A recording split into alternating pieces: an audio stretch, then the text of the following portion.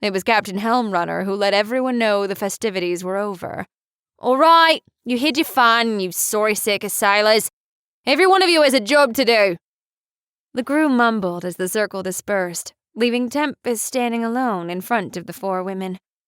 They all immediately noticed he was holding his sword staff. He was certain their eye rolls could have toppled the ship. Captain Helmrunner glared as she approached him. "What did you plan on doing with that?" Tempest let out a nervous laugh and rubbed the side of his face. "Sorry, it's a bit of a habit.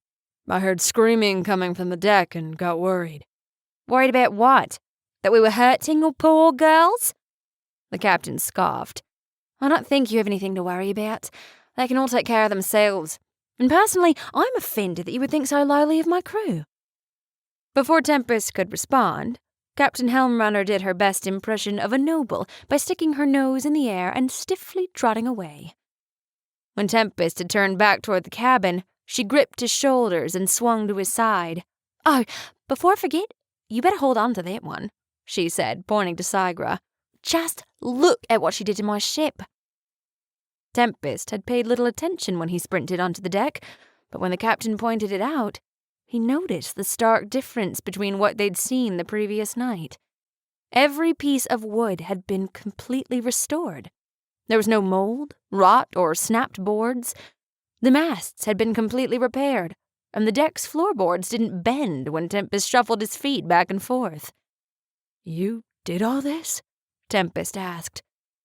Sigra looked up for a brief moment, smiled, and nodded. Captain Helmrunner ran over to Sigra and placed a huge, wet kiss on her cheek before running back to Tempest. Sigra's eyes went wide as she pressed her hand up to her cheek. Her chalky skin turned a shade of red as she swung in place. "She's my lucky charm, that one. I never seen Amnesty look so good. She looks brand new, like she'd just come off the rails." "I can see that," Tempest said, smiling.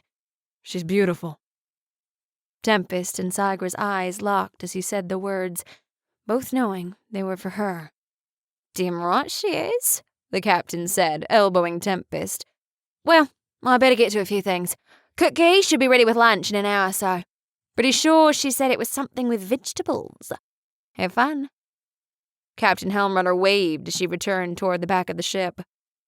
When Tempest approached the other 3, Rika was the first to say something.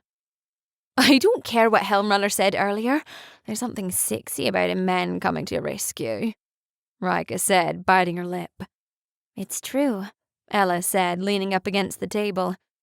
"Don't make me start thinking the wrong things. Otherwise you'll all be in trouble."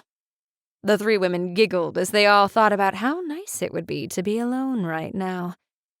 Tempest let go of his sword staff, and it fell into place along his back. "How long was I out?" Tempest asked. Ella looked up in the air, nodding back and forth as she counted. 6 hours or so." "Has everything been okay so far?"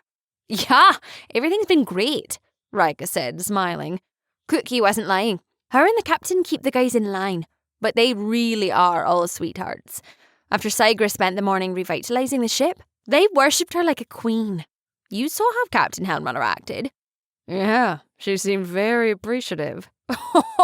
"That's an understatement," Rika said, laughing. "She asked her to stay aboard the ship right then and there." Tempest crossed his arms as he looked over at Sigra.